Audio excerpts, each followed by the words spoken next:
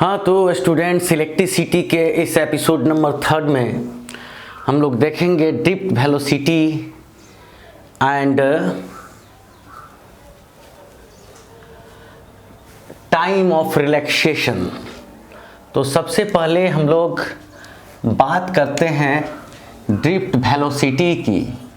Drift velocity जिसका अर्थ है अनुगमन वेग, या इसी को हम लोग संवहन वेग के नाम से भी जानते हैं। तो इसे डिनोट करते हैं वी डी के द्वारा। तो ये अनुगमन वेग है।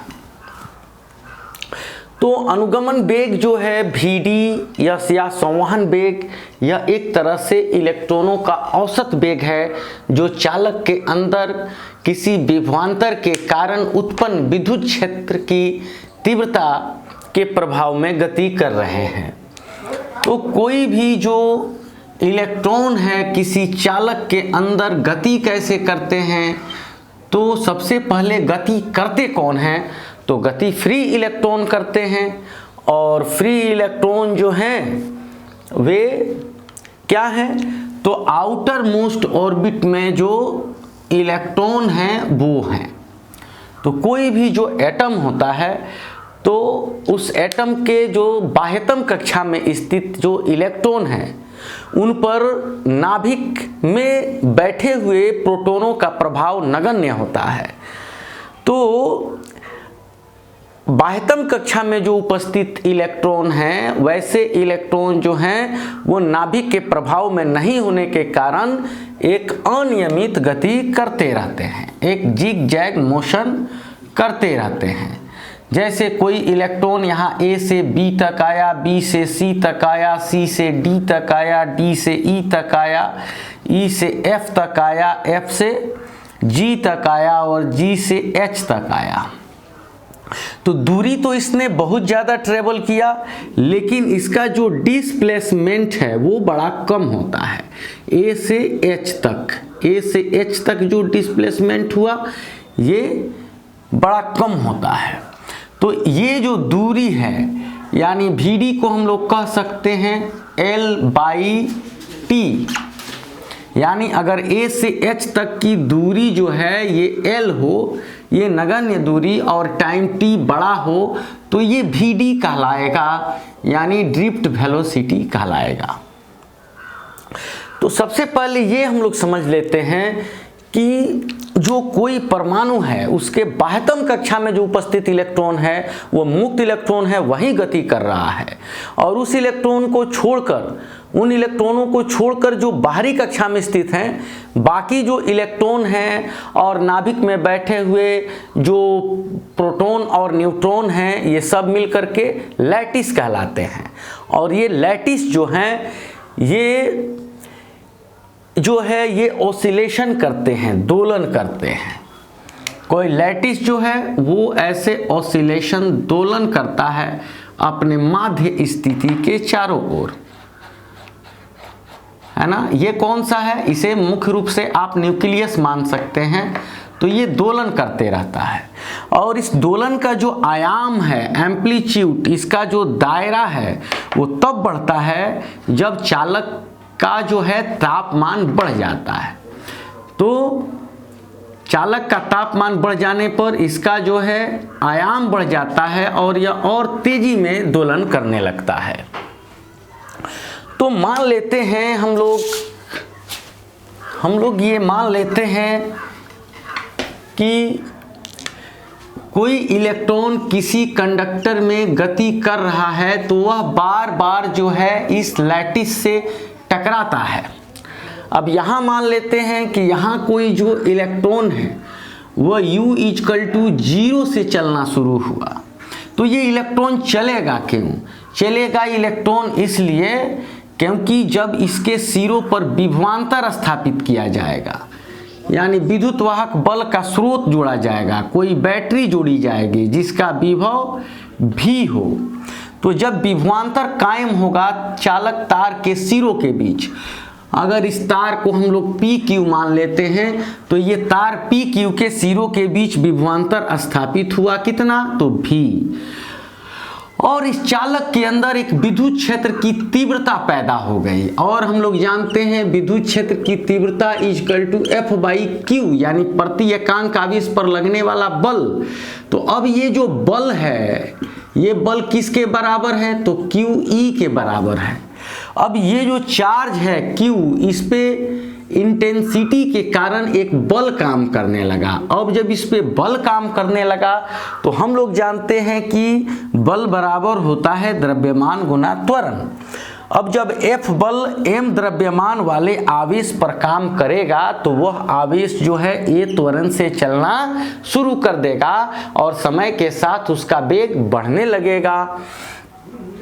तो अब ये इलेक्ट्रॉन जो है विराम में है, रुका हुआ है, और जब इस पर विभवांतर स्थापित किया गया, इसके सिरों के बीच कोई सेल जोड़ा गया, तो इस चालक के अंदर एक विद्युत क्षेत्र की तीव्रता पैदा हो गई, और विद्युत क्षेत्र की तीव्रता पैदा होने के कारण आवेशों पर यानी इलेक्ट्रॉनों पर एक बल F/QE काम करने लगा। जब बल काम करने लगा तो इस इलेक्ट्रॉन का वेग समय के साथ बढ़ने लगा। अब ये जो इलेक्ट्रॉन जीरो से बढ़ते बढ़ते इसका वेलोसिटी, या जब तक लैटिस से टकराया तब तक इसका वेलोसिटी जो है फाइनल वेलोसिटी V=VD हो चुका है। तो इस अवस्था में फिर अब ये जो इलेक्ट्रॉन आके यहाँ टकराया, टक्कर के बाद इसका वेलोसिटी 0 हो गया। अब यहाँ इसके एनर्जी को इस इलेक्ट्रॉन ने ग्रहण किया, ऑब्जर्व किया, और फिर ये इलेक्ट्रॉन 0 से चलने लगा, और फिर जैसे ही अपने मैक्सिमम वेलोसिटी को प्राप्त किया फिर यहाँ पे इम्पैक्ट हुआ, और इस तरह से ये मोशन जारी रहा। तो जो है ऐसे इलेक्ट्रॉन चलते रहते हैं 0 से मैक्सिमम, 0 से मैक्सिमम। तो ये ड्रिफ्ट वेलोसिटी जो है अनुगमन वेग एक तरह से औसत वेग है। क्या है, तो औसत वेग है। तो ड्रिफ्ट वेलोसिटी को हम लोग कैसे डिफाइन कर सकते हैं, इसका परिभाषा क्या दे सकते हैं? इसका परिभाषा दे सकते हैं किसी चालक के अंदर जो गतिशील आवेश हैं, या धारावाही चालक के अंदर कह सकते हैं, किसी चालक के अंदर गतिशील आवेश एक निश्चित औसत वेग से गति करते हैं, एक निश्चित औसत वेग से गति करते हैं जिसे अनुगमन वेग कहते हैं। क्या कहते हैं? अनुगमन वेग कहते हैं। तो किसी चालक के अंदर गतिशील आवेश इलेक्ट्रॉन या प्रोटॉन एक निश्चित औसत वेग से गति करते हैं जिसे अनुगमन वेग कहते हैं। तो ये अनुगमन वेग Vd है। और यहाँ ये ध्यान देंगे कि अगर चालक के अंदर धन आवेश गति कर रहे हैं तो विद्युत धारा की दिशा वही होगी जो इन आवेशों के गति की दिशा होगी। यानी विद्युत धारा की जो दिशा होती है वह धन आवेशों के गति की दिशा में होती है। लेकिन अगर किसी चालक में इलेक्ट्रॉन गति कर रहे हैं तो विद्युत धारा की जो दिशा होगी वो इनके गति के विपरीत दिशा में होगी। ठीक है। और ये धन आवेश जो होंगे वो विद्युत क्षेत्र की दिशा में गति करेंगे, जबकि ऋण आवेश विद्युत क्षेत्र के विपरीत दिशा में गति करेंगे। अब सवाल है कि इलेक्ट्रॉन पर त्वरण कितना है। इलेक्ट्रॉन पर त्वरण कितना है? तो फ्रॉम E = F/Q, तो E = F/, और Q के जगह पर हम लोग क्या, F के जगह पर क्या लिख सकते हैं? ma, और Q के जगह पर E। यदि कोई एक इलेक्ट्रॉन या प्रोटॉन गति कर रहा है तो अगर यहाँ A को हम लोग रोकते हैं तो A बराबर क्या हो जाता है? E/m, E/m ये त्वरण हो गया। त्वरण हो गया तो हम लोग एक सूत्र जानते हैं क्या, तो S = ut + हाफ AT²। तो यहाँ पे अगर जो है यहाँ से यहाँ तक की जो दूरी है, यहाँ से यहाँ तक की दूरी अगर L है और यहाँ से यहाँ तक की दूरी जो है वो इलेक्ट्रॉन टाइम t में ट्रेवल करता है। टाइम t मतलब श्रांति काल का समय। तो ये श्रांति काल का समय क्या है, तो चालक के अंदर जो गति करने वाले इलेक्ट्रॉन हैं वो एक निश्चित समय अंतराल के बाद टकराते हैं। Electrons moving inside conductor compacts to light after a certain time interval called time of relaxation. तो ये चालक के अंदर गति करने वाले इलेक्ट्रॉन जो है वो लैटिस से क्या है, एक निश्चित समय अंतराल के बाद टकराते हैं, जिसे क्या कहते हैं, तो श्रांति काल, टाइम ऑफ रिलैक्सेशन कहते हैं।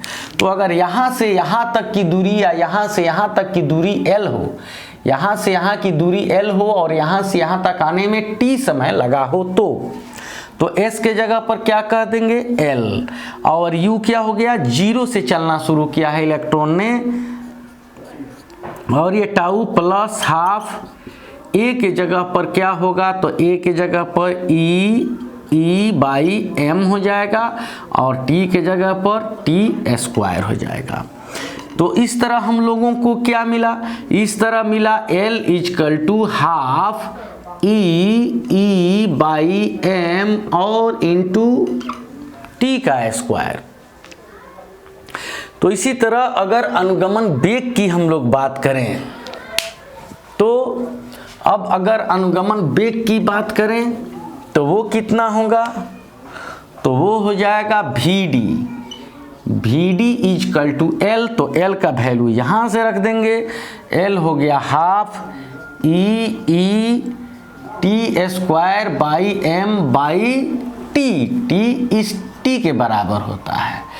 तो अनुगमन वेग का एक सूत्र मिला, Vd = हाफ E/t/m। तो ये अनुगमन वेग का एक सूत्र मिला, Vd = 1/2 E/t।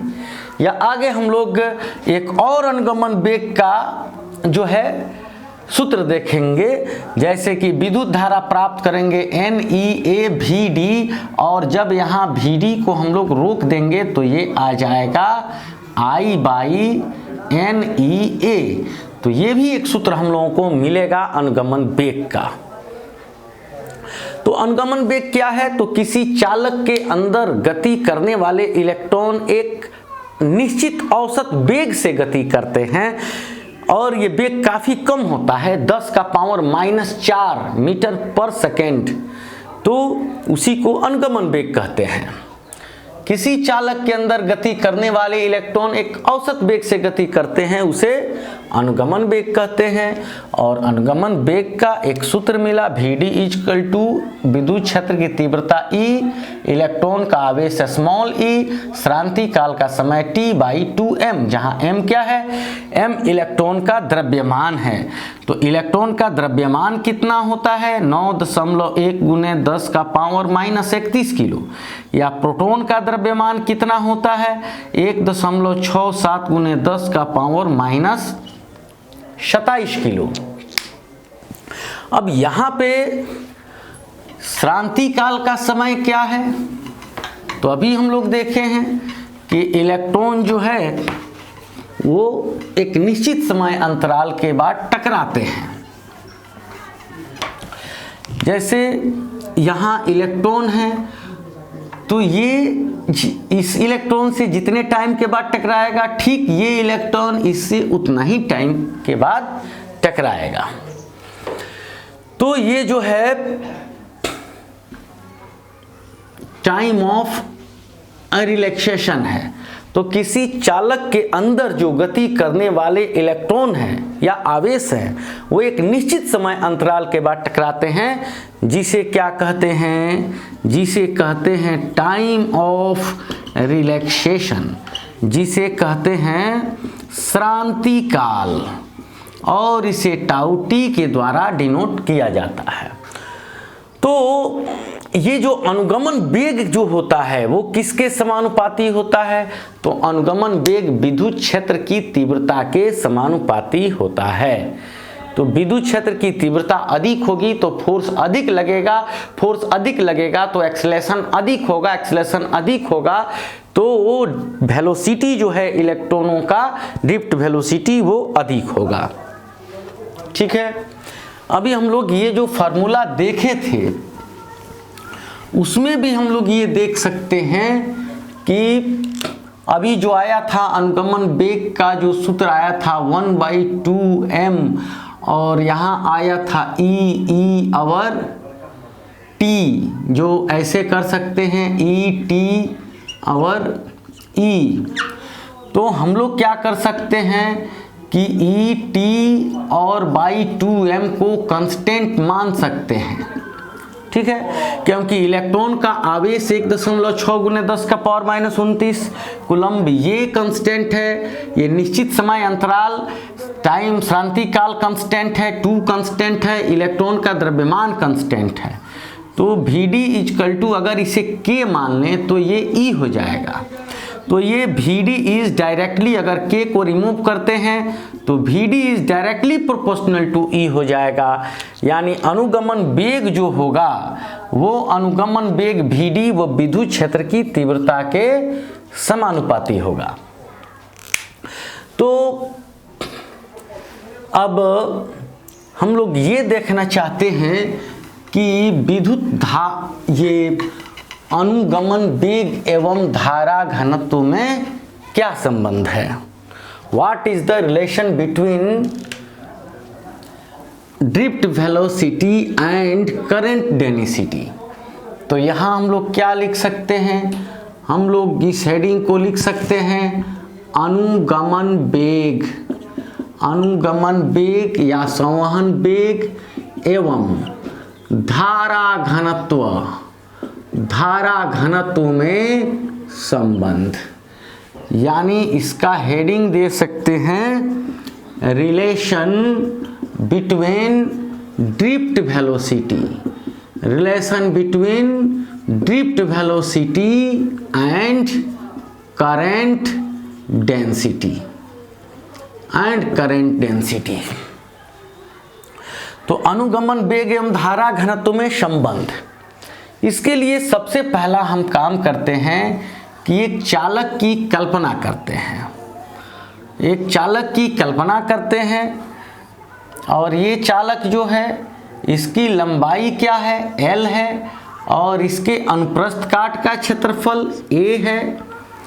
और जब इस पर एक विभवांतर स्थापित किया जाता है, यानी इस चालक तार के सिरों को एक सेल से, एक बैटरी से जोड़ा जाता है जिसका विभव V है, तो इस विभवांतर के कारण इसमें एक विद्युत क्षेत्र पैदा हो जाता है। और विद्युत क्षेत्र पैदा हो जाने के कारण इसमें स्थित इलेक्ट्रॉनों पर एक फोर्स काम करता है, एक बल काम करता है, जिसके कारण इसमें एक त्वरण उत्पन्न होता है इलेक्ट्रॉनों पर, और इलेक्ट्रॉन एक औसत वेग, अनुगमन वेग Vd से गति करने लगते हैं। तो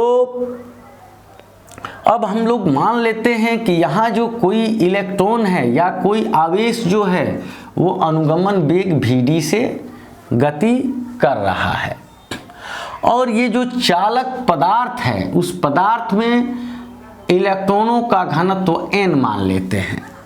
तो यहाँ हम लिख सकते हैं क्या कि माना क्या, तो प्रति एकांक आयतन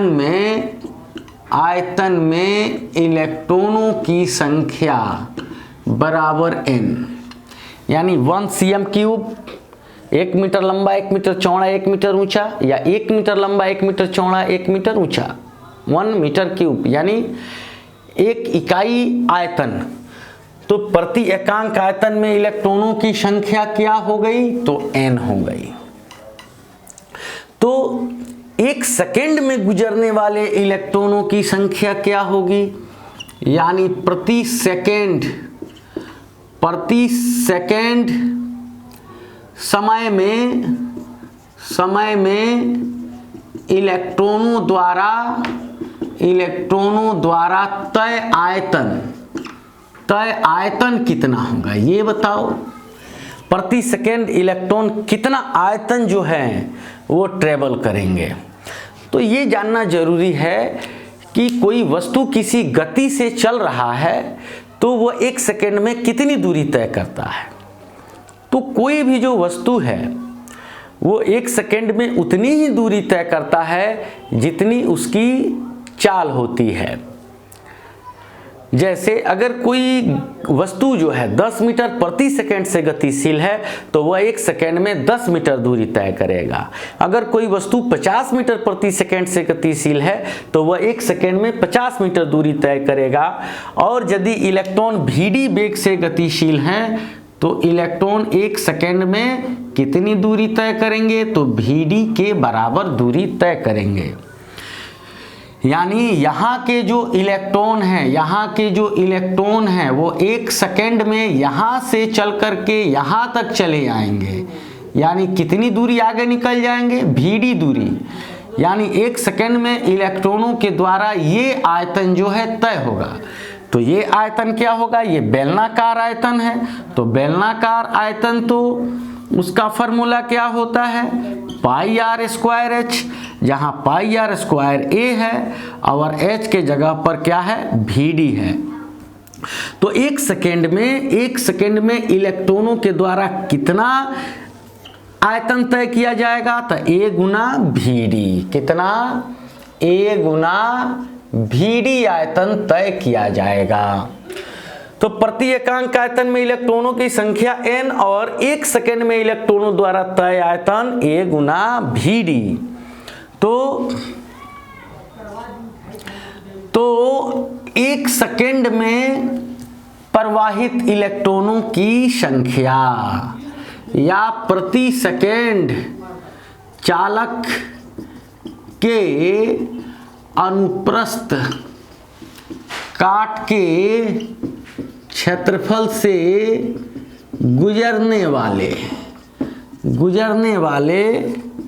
इलेक्ट्रॉनों की संख्या। तो प्रति सेकेंड चालक के अनुप्रस्थ काट से गुजरने वाले इलेक्ट्रॉनों की संख्या कितनी होगी? तो प्रति एकांक आयतन में इलेक्ट्रॉनों की संख्या n, तो a गुना vd आयतन में इलेक्ट्रॉनों की संख्या n Guna a Guna vd। जैसे प्रति एकांक आयतन में इलेक्ट्रॉनों की संख्या 5 तो 10 आयतन में इलेक्ट्रॉनों की संख्या 10 गुना 5। उसी तरह से प्रति एकांक आयतन में इलेक्ट्रॉनों की संख्या n तो a गुना vd आयतन में इलेक्ट्रॉनों की संख्या n Guna a Guna vd। और ये इलेक्ट्रॉन क्या है? तो 1 सेकेंड में गुजरने वाले। अब क्या लिख सकते हैं? अब लिख सकते हैं t सेकेंड में गुजरने वाले इलेक्ट्रॉनों की संख्या। तो t सेकेंड में इलेक्ट्रॉनों की संख्या t गुना बढ़ जाएगी, n Guna a Guna vd से क्या कर देंगे? t में गुना कर देंगे।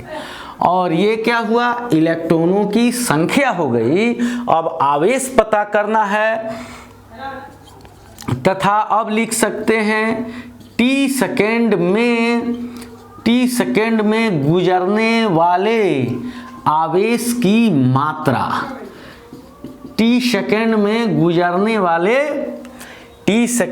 गुजरने वाले आवेश की मात्रा।